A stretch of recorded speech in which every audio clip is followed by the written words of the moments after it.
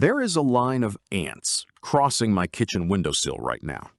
Not two or three, a line. Coming in through a gap where the caulk cracked last winter, marching along the sill, down the wall behind the dish rack, and into the corner where my wife keeps the canning lids. I watched it happen this spring for the first time in years. Not because I had forgotten how to stop them, because I had run out of cornmeal. My name is Esther Troyer. I farm in Lancaster County, Pennsylvania, and I was raised Mennonite. The community I grew up in does not call an exterminator.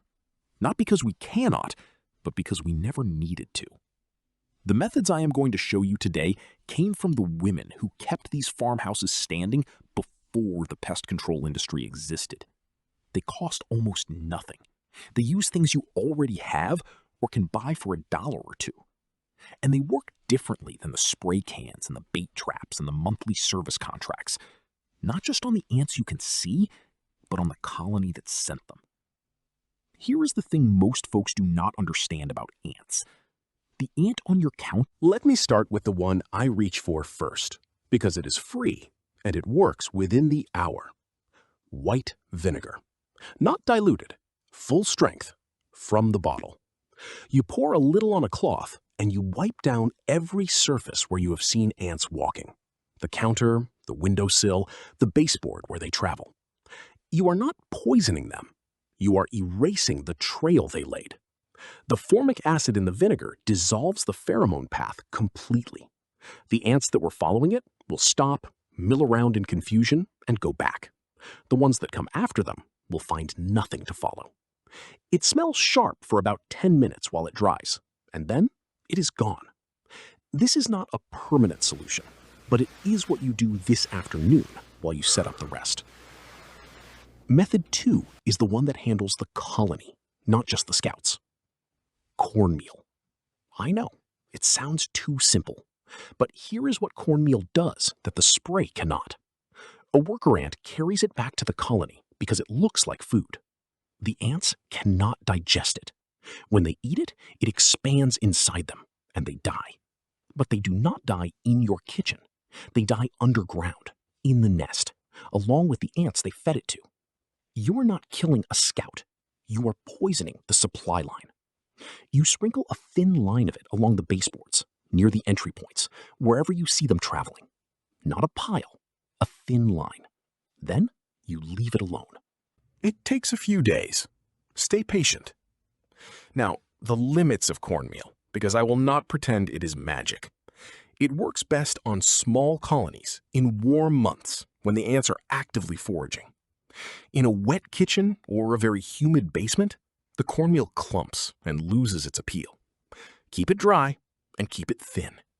Refresh it every week until the line stops appearing. Method 3 is for the outside, and this one is what my grandfather called the first defense. Cinnamon. Ground cinnamon, the kind you buy in a tin at the grocery, or cinnamon essential oil if you have it. Ants will not cross a cinnamon line. Not because it kills them, because the oil in cinnamon overwhelms the chemical sensors they use to navigate and communicate. It does not just block their path, it scrambles their instruments. You draw a line of it across every threshold, every crack in the foundation, every gap around a pipe or a wire that comes through the wall. Ground cinnamon lasts a few days before it fades. Cinnamon essential oil on a cotton ball tucked into a crack lasts 2 to 3 weeks. Either way, this is what you use at the entry, not the interior. Keep it outside where the rain can reach it, and you will need to reapply after a heavy rain. That is a small price. Here is the part that should make you think.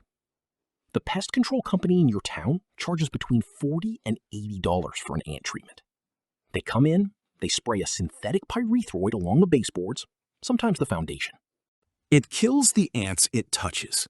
It does not touch the colony. The colony sends more scouts next week. You call again. That is not a coincidence. That is a business model.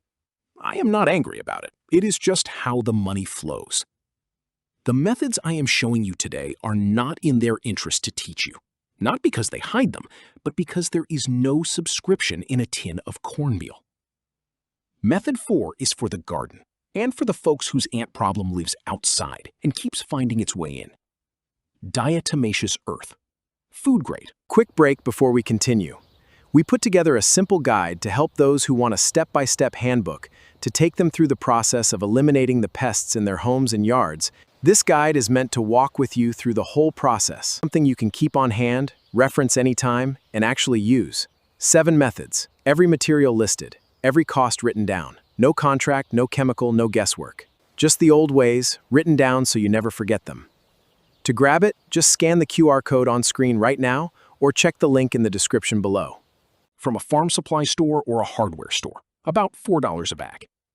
If you watched the last video on this channel, you already know what it does. If you did not, the short version is this. It is a white mineral powder that to you feels like flour. To an ant, walking through it is like walking through a field of broken glass at microscopic scale. It scratches through the waxy outer coating of their body, and they dry out and die. It works on ants, fleas, roaches, beetles, anything that crawls through it. You dust a thin layer along the foundation, around the base of garden beds, across the windowsill ledge on the outside. Keep it dry. Wet powder does nothing. After a rain, you dust again.